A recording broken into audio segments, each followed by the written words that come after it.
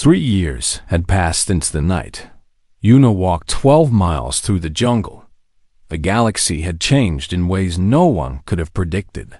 HFY Dominion and the human colonies had signed treaties of alliance and friendship, and the two peoples who once watched each other with suspicion now worked together on 100 different worlds. Diplomats and historians would later argue about what caused this transformation. Some pointed to economic interests and others to military necessity, and others to the slow natural evolution of interspecies relations. But those who knew the truth understood that everything changed because of one woman and one tiger and one impossible walk through the dark. Yuna stood at the entrance to the grand arena on the HFY homeworld and tried to calm her racing heart. She was dressed in formal attire that blended human and HFY design elements, and her hair was streaked with silver, now in ways it had not been 3 years ago. Beside her stood Bora the tiger. Was fully grown now and magnificent beyond words.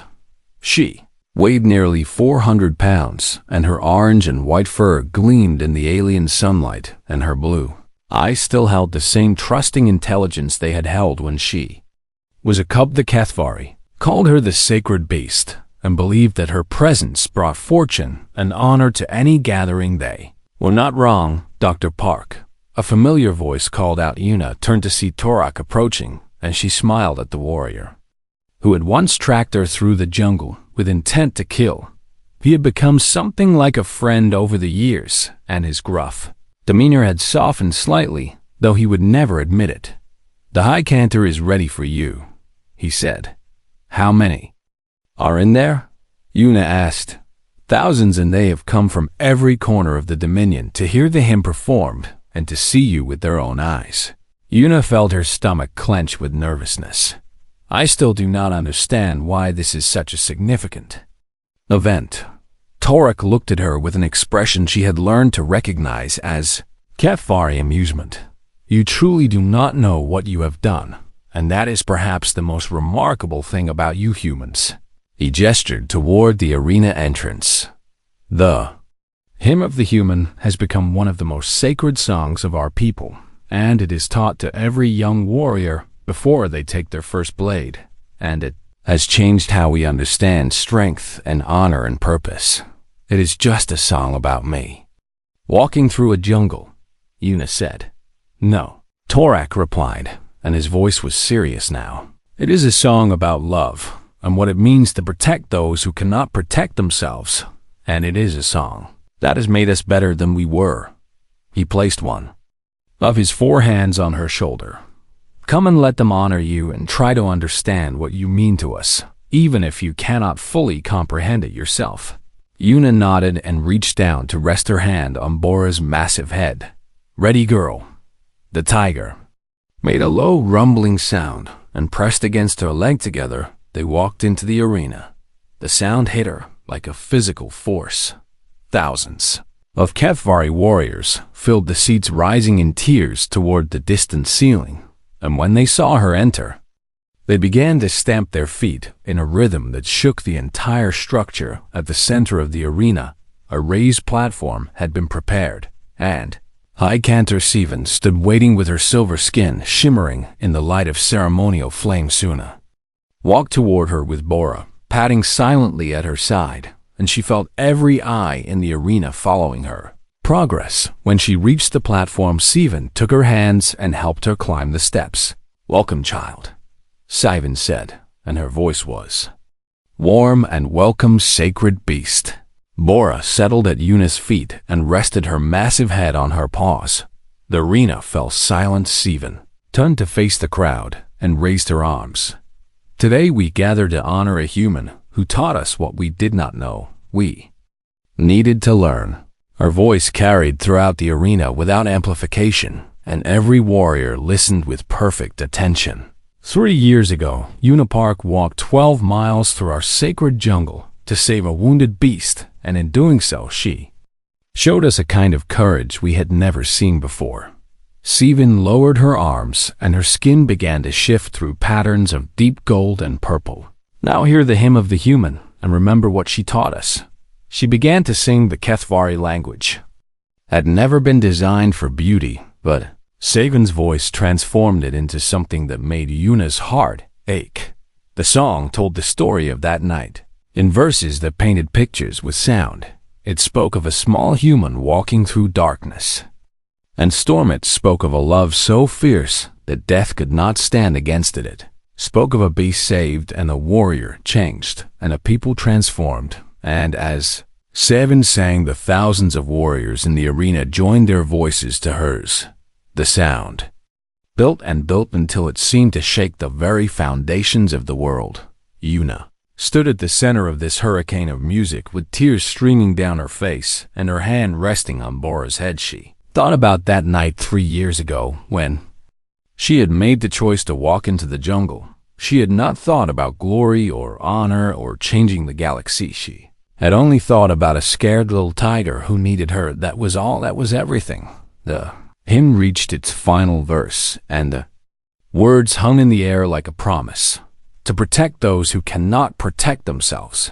The thousands of voices sang, "This is the highest calling and the truest strength, and the humans showed us this truth, and we will never forget." Silence fell as the last note faded. Then Steven turned to Yuna and knelt before her. Every warrior in the arena followed suit. Thousands of Kethvari knelt before one small human woman and one magnificent tiger. "Thank you," Steven said, "for showing us what we could become." Yuna looked out at the sea of bowed heads and alien faces, and she thought about what Torak had said. She truly did not understand what she had done. She had just walked 12 miles for her tiger. That was all, but as Bora pressed against her leg and rumbled with contentment, and as the Kethvari began to rise with new purpose shining in their eyes, Yuna finally began to glimpse the truth. Sometimes the smallest acts of love become the greatest forces of change. Sometimes one person caring for one creature can shift the course of civilizations, and sometimes what seems ordinary to you is extraordinary to everyone watching. She knelt down and wrapped her arms around Bora's massive neck and buried her face in warm fur. "We did good, girl," she whispered. The tiger rumbled in agreement, and across the Kethvari dominion, the hymn of the human echoed from world to world. It would be sung for generations to come, not as a memory of war or conquest, but as a reminder of what true strength looks like. A woman and a tiger, 12 miles of darkness, and a love that asked for nothing in return. This was the gift humanity gave to the stars, and the stars would never forget it. Yuna woke to the sound of silence, not the silence of an empty forest, but the heavy pressing silence of many beings holding their breath and waiting. She opened her eyes and saw them. Dozens of Kethvari warriors surrounded the clearing in a ring of muscle and weapons and alien faces that watched her with expressions she could not read. Her heart began to pound, but she did not move suddenly or cry out. Instead, she shifted her body slightly to position herself between the warriors and Bora, who still slept beside her. The tiger cub stirred at Yuna's movement and made a small questioning sound. "It is all right," Yuna whispered, though she did not know if that was true. "Stay behind me." She stood slowly and faced the assembled Kethvari with her hands empty and her chin raised. An ancient warrior stepped forward from the crowd, and Yuna knew immediately that this was someone of great importance. The other Kethvari deferred to her with subtle shifts of posture and lowered eyes, in the weight of authority surrounded her like a visible force. "I am Steven," the Ancient One said, "High Cantor of the Dominion and Keeper of the Sacred Songs, and I have come to judge you for your trespass." Yuna nodded slowly. "I know the law," she said, "and I knew it when I entered your territory. Then you knew you would die." "Yes." Seven tilted her head, and her silver skin rippled with colors that came and went too fast to follow. "And yet you came anyway for a beast that cannot even speak your name." "Her name is Bora," Yuna said, "and she does not need to speak my name, and she does not need to do anything to deserve my help. Murmurs ran through the assembled warriors, and Yuna saw skin colors shifting across the crowd in patterns that seemed to indicate. Intense debator stepped forward from somewhere to her left. "I can't her," he said. "I tracked this human through the night, and I watched her walk 12 miles through the storm without rest, and I watched her give her last water to the beast, and keep nothing for herself." "I have heard your account," Steven replied. "Then you know this is not an ordinary trespass." "I know nothing yet," Steven said, "except that a human has broken our law and stands on sacred ground." She turned back to Yuna and took several steps closer until they stood only a few feet apart. "Tell me why," Steven demanded, "and speak truth, because I will know if you lie." Yuna met her eyes and felt the ancient weight of that gaze pressing against her. "I am a veterinarian," she said, "and my job is to heal animals who cannot heal themselves and to protect creatures who cannot protect themselves." "A healer of beasts," Steven said, "and this gives you the right to walk our lands." "Nothing gives me that right," Yuna admitted. "But rights do not matter when someone you love is hurt and alone and afraid." The word love, again Yuna saw it ripple through the crowd as warriors repeated it to each other and tried to find meaning in a concept that did not exist in their language. Toruk told me this word, Steven said, and he told me what you said it means, but I do not think he understood, and I do not think you explained it fully. It is difficult to explain. Try. Yuna thought for a long moment. Behind her, Bora had woken fully and was pressing against the back of her legs, seeking comfort and reassurance. "Love is when someone else's pain becomes your pain," Yuna said finally, "and when someone else's fear becomes your fear, and when you would rather suffer yourself than watch them suffer. This is weakness." One of the warriors called from the crowd. "To take on the burdens of others is to make yourself less." "No," Yuna said, and her voice was firm despite her exhaustion. "It is the opposite of weakness, because weakness is only caring about yourself, and strength is having enough in your heart to care about others." Silence fell against Steven, studied her with those ancient eyes, and Yuna felt as if her entire soul was being weighed and measured. "You truly believe this," Steven said, "and it was not a question. I do. And you would die for this beast behind you." Yuna did not hesitate. "Yes, even now when you could beg for your life and abandon it and walk away. I would never walk away from her." Steven turned to face the assembled warriors. "For 3,000 years, we have sung songs of glory," she said, and her voice carried across the clearing like rolling thunder. "And we have honored those who conquered and killed and took what they wanted by force." The warriors listened in absolute silence. "We have believed that strength means victory over others, and that mercy is weakness, and that caring for those who cannot repay us is foolishness." She paused, and her skin shifted to a deep gold that Yuna had not seen before. "But this human has shown us something different." Murmurs rose from the crowd, but Steven raised one hand and they fell silent again. She walked 12 miles through death for a creature that cannot fight for her or speak for her or give her anything of value, and she did this knowing she would die, and she did not hesitate, and she did not turn back. Steven turned to look at Yuna again. "In 3,000 years of songs, we have never honored such an act because we did not. No such an act was possible." She took a step toward Yuna, and her ancient face held something that might have been wonder. "What manner of people are you humans that you can love so fiercely and so foolishly and so completely?" Yuna felt tears threatening, but she blinked them back. "We are just people," she said, "and this is just what we do for those who need us. Just what you do." Steven repeated softly. She stood in silence for a long moment, and the entire clearing waited. Then she raised her voice, so all could hear. "The law demands death for trespass, but the law also allows for exception when a greater principle is served." She looked at Yuna with eyes that had witnessed centuries. "Today I have witnessed a greater principle, and today I declare that this human will not die. Relief flooded through Yuna so strongly that her knees nearly buckled. Instead, Steven continued, "She will be honored, and her deed will be remembered, and we will compose a new hymn to tell her story." The warrior shifted and murmured, and skin colors rippled through the crowd in waves of reaction. "The hymn of the human," Steven declared, "and it will teach our children that true strength is not measured in conquest alone, but in the capacity to protect those who cannot protect themselves." She turned to Yuna one final time. "You have changed us today, small human, and you do not even know what you have done." Yuna looked at her, and then at the crowd of warriors, and then down at Bora, who was pressed against her legs. With trusting eyes, "I just wanted to save my tiger," she said. Simply Steven smiled, and it was a strange expression on that alien face, but it was unmistakably a smile. "Yes," she said, "and that is precisely why we will sing for you forever."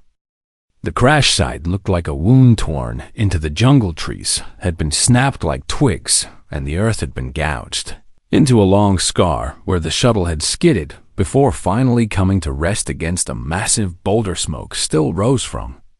The wreckage and the smell of burned metal and fuel hung heavy in the humid. Ariana broke into a run despite her exhausted legs. She scrambled over the debris field and climbed through a gap in the twisted hull and called out in a voice that cracked from thirst and emotion, "Bora." Small frightened sound answered her from somewhere in the darkness of the wrecked shuttle. Yuna pulled out her emergency light and swept the beam across the interior until she found what she was looking for. Tiger Cub was pinned under a collapsed section of cargo shelving, and her orange and white fur was matted with blood, and her blue eyes were wide with terror, but she was alive. "I am here," Yuna said, and her voice broke as she spoke. "I am here, baby girl, and I am going to get you out."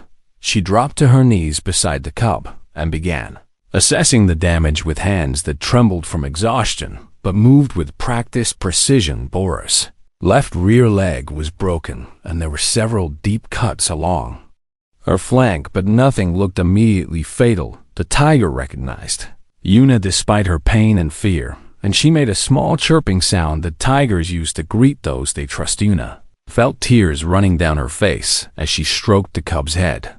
"I know it hurts," she whispered, "but I am going to fix it, and I need you to be brave for me." She worked for the next hour to free Bora from the debris. The cargo shelving was heavy, and Yuna had to use a piece of metal as a lever to lift it enough to pull the cub free. Every movement sent waves of pain through her own battered body, but she did not stop once Bora was free. Yuna carried her to a flat section of the shuttle floor and began treating her wounds. She cleaned the cuts and applied antiseptic. That made the cub whimper and stitched the deepest gash with steady hands. Despite her exhaustion, the broken leg was the hardest part. She had to set the bone by feel and splint it with pieces of wreckage, and the whole time Bora looked at her with those trusting blue eyes, as if she knew that Yuna would never hurt her on purpose. By the time the sun was high overhead, the medical work was done. Bora lay on a makeshift bed of shuttle insulation with her legs splinted and her wounds bandaged, and her breathing finally steady and calm. Yuna sat beside her and realized she had not eaten or drunk anything since leaving the station. She pulled out her water bottle and looked at the small amount remaining. Then she looked at Bora. The cub needed water too, and probably needed it more than Yuna did. She poured the water into a small container and held it for Bora to drink and watched as the tiger lapped it up eagerly. When the water was gone, Yuna put away the empty bottle and did not mention that she had kept nothing for herself. She did not notice that Torak had watched this from the edge of the clearing. The HFY warrior had stopped at the tree line when Yuna ran to the shuttle, and he had observed everything that followed. He had seen her crawl through wreckage to reach a wounded beast. He had seen her work for an hour to free and treat an animal that could give her nothing in return. He had seen her give her last water to the tiger and keep nothing for herself. Now he turned and spoke to the other warriors in a low voice, and one of them disappeared into the jungle at a run. Yuna did not notice any of this. She was too focused on Bora and too exhausted to pay attention to anything else. The adrenaline that had carried her through. The night was fading, and her body was demanding the rest it had been denied. She lay down beside the tiger cub and curled around her to share body heat and to make sure Bora knew she was not alone anymore. "I told you I would come," she murmured. "We'll always come for you." Bora made a soft rumbling sound that was almost like a purr and pressed closer to Yuna's warmth within. Minutes both of them were asleep. The sun moved across the sky and the hours passed, and still they slept around them. The jungle continued its endless symphony of sounds, and somewhere in the distance, thunder rumbled as the edge of the iron storm passed overhead. Tarek remained at the clearing's edge and watched over them like a guardian he had not intended to become more. Kethvari arrived as the day wore on. Word had spread through the patrol networks about the strange human woman who had walked through the night to reach a wounded beast, and warriors came to see this. Curiosity for themselves, they gathered at the edges of the clearing in growing numbers, and they watched and they whispered to each other in tones of confusion and wonder. By evening, there were 30 warriors present. By nightfall, there were 50, and then the High Cantor Aravid Savan was ancient. By Kethvari standards, with skin that had faded to a pale silver and eyes that had seen centuries of war and ritual and change. She was the keeper of sacred songs and the voice of cultural law, and her word could condemn or save with equal finality. The warriors parted before her as she approached the clearing and looked upon the human woman curled around the tiger cub. "Tell me everything," she commanded. Torek stepped forward and began to speak. He told her about finding the human walking alone through the jungle in the middle of the night. He told her about the woman's refusal to stop even when faced with certain death. He told her about the 12 miles walked through storm and darkness and danger. He told her about the word love and what the human had said it meant, and he told her about watching the human give her last water to the beast and keep nothing for herself. Savan listened without interruption. When Torok finished, she stood in silence for a long moment. Then she walked to the edge of the crash shuttle and looked down at the sleeping human, and the tiger cub pressed against her side. "She is so small," Savan said quietly, "and yet she walked through our death and did not turn back. She said the beast needed her." Torok replied, "And that was enough." Savan's skin shifted through colors that none of the watching warriors could interpret. "I came here to pass judgment," she said, "but I find that I am the one being judged." She turned to face the assembled warriors. "We will wait until she wakes," she announced, "and then we will see what kind of creature this human truly is." The Kethvari settled in to wait, and in the wreckage of the shovel, Yuna slept on with Bora warm against her side, and 12 miles of impossible journey behind her, and a reckoning she did not know was coming, waiting for the dawn.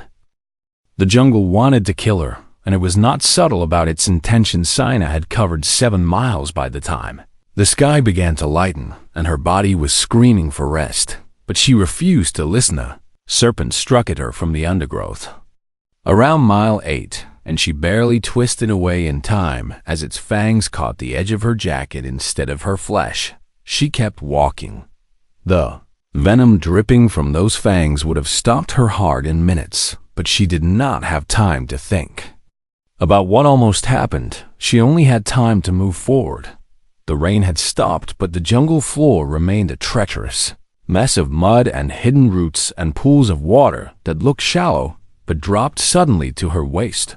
Her legs were numb from the cold and the constant effort, and she had to look down to make sure they were still moving, because she could no longer feel them properly. Around mile 9, she heard the Kethvari again. This time they were not passing by. This time they had found her trail. She heard their voices rising in surprise and curiosity as they examined her footprints in the mud, and she knew she could not outrun them. The jungle offered no hiding place good enough to fool their hunter's eyes, so she stopped walking and turned to face them. 3 HFY warriors emerged from the trees and spread out in a formation designed to prevent escape. They were magnificent and terrifying creatures, standing nearly 8 feet tall, with 4 powerful arms and skin that rippled between shades of orange and red as they assessed the threat before them. The leader was older than the others, and his face carried scars from dozens of battles, and his eyes held the cold calculation of a veteran who had killed many times. His name was Torak. Though Yuna did not know this yet, he approached her slowly with 2 of his 4 hands resting on the weapons at his belt and his head tilted in confusion. "You are alone," he said, and his voice was deep and resonant and carried genuine surprise. Yuna nodded. "Where is your army?" he demanded. "I have no army." "Your weapons, then, and your support team, and your extraction vehicle." "I have none of those things." Torak stopped walking and stared at her with all 4 of his eyes narrowing. In suspicion, "You are lying," he said. "I'm not lying," Yuna replied, and she was too exhausted to be afraid anymore. "I am alone, and I am unarmed, and I am walking to the crash site 3 miles from here." The other 2 warriors exchanged glances, and their skin shifted to colors that Yuna could not interpret. "Why?" Torak asked, and Yuna took a breath and chose her words carefully. "There was an animal on that shuttle, and her name is Bora, and she is a young tiger from Earth, and she is wounded and afraid. And I raised her from birth, and I am going to save her." Silence fell over the jungle. The 3 HFY stood completely still, as if her words had frozen them in placenterex. Skin flickered through several colors before settling on a deep purple that Yuna did not recognize. "You walked through the night," he said slowly, "through the storm and through our territory, where death waits for any human who enters, and you did this for a beast. Yes, a beast that cannot fight for you or speak for you or do anything to repay this debt." "She does not owe me anything," Yuna said. "She is just a baby who needs help, and I am the one who can help her." Torak turned to his warriors and spoke in their own language, and Yuna watched their skin colors shift through patterns of confusion and disbelief. The conversation lasted several minutes, and Yuna used the time to lean against a tree and let her legs rest for just a moment. Finally, Torak turned back to her. "Under our law, you must die for this trespass," he said. "No human walks the sacred hunting grounds without permission, and the punishment is absolute." Yuna straightened up and met his eyes. "Then kill me after I save her," she said. "But I am not stopping until I reach that crash site." She turned her back on 3 armed warriors and began walking again. For a long moment, nothing happened. Then she heard them following her, not attacking, just following. Torak matched her pace and walked beside her with his weapons still at his belt, and his eyes watching her with an intensity that felt like it was trying to see inside her skull. "I do not understand you," he said. "I know. In the Dominion, we fight for glory and territory and vengeance, and we would never risk death for something that gives nothing back." "I know," Yuna repeated. "Then explain this madness to me, human." Yuna kept walking as she considered his demand. "There is a word in my language," she said finally, "and the word is love, and it means caring about something more than you care about yourself." "Love." Torak repeated the word slowly, as if tasting something strange. "Bora cannot hunt for me, or protect me, or make me wealthy or famous, and she cannot even understand what I am doing for her right now. Then why do it?" Yuna looked at him, and despite her exhaustion, she smiled. "Because she is small and scared and hurt, and because I am the one who can help, and because that is enough." Torak fell silent. They walked together through the jungle as the sun rose higher, and the crash site grew closer with every step. The other 2 warriors followed behind, and Yuna could feel their eyes on her back and sensed their confusion like a physical weight in the air. She did not try to explain further. Some things could not be explained with words. Some things could only be shown. Around mile 11, Yuna stumbled and fell, and her legs simply refused to hold her up any longer. She lay in the mud for a moment and felt the complete exhaustion of walking all night without rest. Washing over her like a wave, a four-armed hand appeared in her vision. Torak stood over her, and his expression was unreadable, but his hand was extended and waiting. Yuna took it and let him pull her back to her feet. "One more mile," he said. She nodded and kept walking. The HFY warrior matched her pace, and something had changed in the way he looked at her, though she could not have said exactly what. Behind them, the other warriors spoke quietly in their own language, and the word they kept repeating sounded like it might mean human, or it might mean something else entirely. Yuna did not care what they called her. She only cared about the mile that remained between her and a frightened tiger cub who had been waiting all night for someone to come, and she was almost there.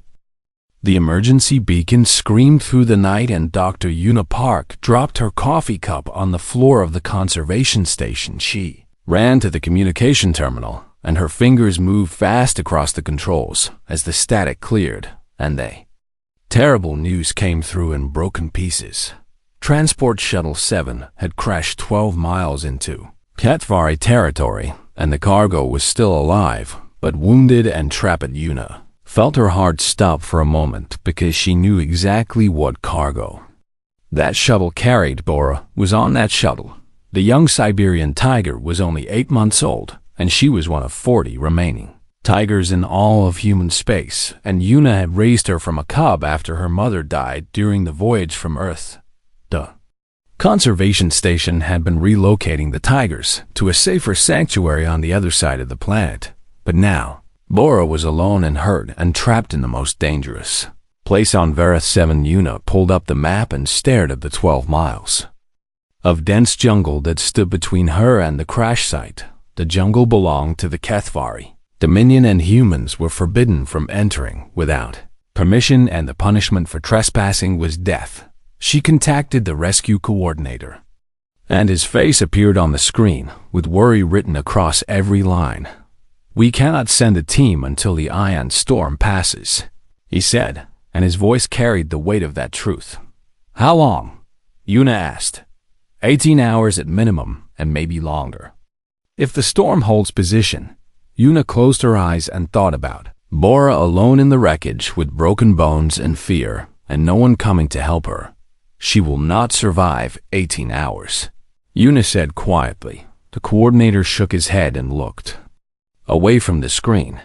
"I'm sorry, Dr. Park, but we cannot risk a team in HFY territory during a storm, and the diplomatic consequences alone would be catastrophic."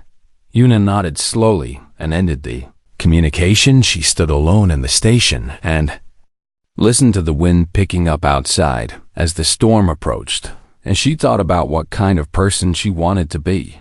She thought about the day Bora was born on a ship traveling through cold space far from Earth. She thought about the tiny cub fitting in her 2 hands, and the way those blue eyes had opened and looked at her with complete trust. She thought about the promise she had made to protect these animals because they could not protect themselves. Yuna walked to the supply room and began filling her packed medical kit with everything she would need to treat trauma and broken bones: water, purification tablets, because she could not carry enough water for the journey, emergency rations that she would likely give to Bora instead of eating herself, sedatives in case the tiger was too panicked to let Yuna help her. She stripped off her lab coat and pulled on jungle gear that would protect her from the thorns and the venomous plants and the biting insects that filled the HFY forest. She looked at the weapon locker and considered taking a pistol. Then she shook her head. The HFY were warriors, and if they found her armed, they would see her as an enemy to be killed unarmed. She might be seen as something else, and maybe something they did not know how to categorize, and that confusion might buy her time. She left the weapon behind.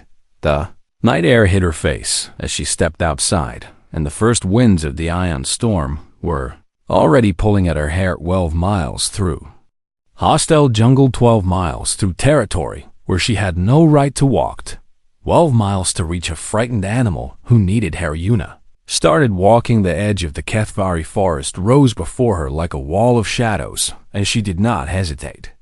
As she pushed through the first layer of vegetation and disappeared into the darkness, the jungle swallowed her immediately. Sounds surrounded her from every direction as creatures moved through the undergrowth and called to each other in the night. She activated her small flashlight and kept the beam low to avoid attracting attention from above where the flying predators hunted. Her boots found the narrow game trails that wound between the massive trees, and she moved as quickly as she could without making excessive noise. Every step took her deeper into forbidden territory.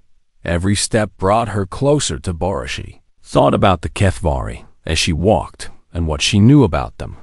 They were tall beings with 4 arms and skin that shifted colors based on their emotions. They valued strength above all things, and their entire society was built around the warrior code they called the path of worthy blood. They believed that glory came from conquest, and that mercy was weakness, and that only the strong deserved to survive. They would not understand why she was doing this. A human risking death for an animal that could never repay her would make no sense to them. In their eyes, Bora was just a beast, and beasts existed to be hunted or ignored. But Yuna did not care what they thought. She cared about the small tiger waiting for her in the darkness. 2 hours into the jungle, and Yuna heard the first patrol. The HFY moved through the trees with a grace that seemed impossible for being so large, and their voices carried through the night in low rumbling tones. Yuna pressed herself against a tree trunk and held her breath. The patrol passed within 20 feet of her position, and she saw the gleam of their weapons and the ritual scars that marked their faces. They did not see her. She waited until their sounds faded completely before continuing forward. Jungle grew thicker as she moved deeper, and the plants seemed to reach for her with thorn vines and leaves that dripped something that burned when it touched her skin. She pushed through anyway. She climbed over fallen logs and waded through streams and pulled herself up steep ravines where the soil crumbled under her fingers. Her body ached and her lungs burned, but she did not stop. Around the 4th hour, the storm arrived. The sky above the canopy lit up with purple lightning, and the thunder shook the ground beneath her feet. Rain began to fall in sheets so heavy that she could barely see her hand in front of her face. The trails turned to mud, and every step became a battle against the sucking earth that wanted to pull her boots off. Still, she walked somewhere ahead of her. Bora was waiting. The tiger did not know that help was coming, and she did not know that someone cared enough to walk through hell to reach her. But Yuna knew, and that was enough. Night stretched on forever as she covered mile after mile through the hostile jungle. Her flashlight died around the 6th mile, and she continued in darkness, using only her hands to feel her way forward. She fell twice and cut her palms on sharp rocks and tore her pants on thorns that pierced through to her skin. Each time she got back up, each time she kept walking, because 12 miles away a young tiger needed her, and Yuna had never broken a promise to an animal in her entire life. She was not going to start tonight.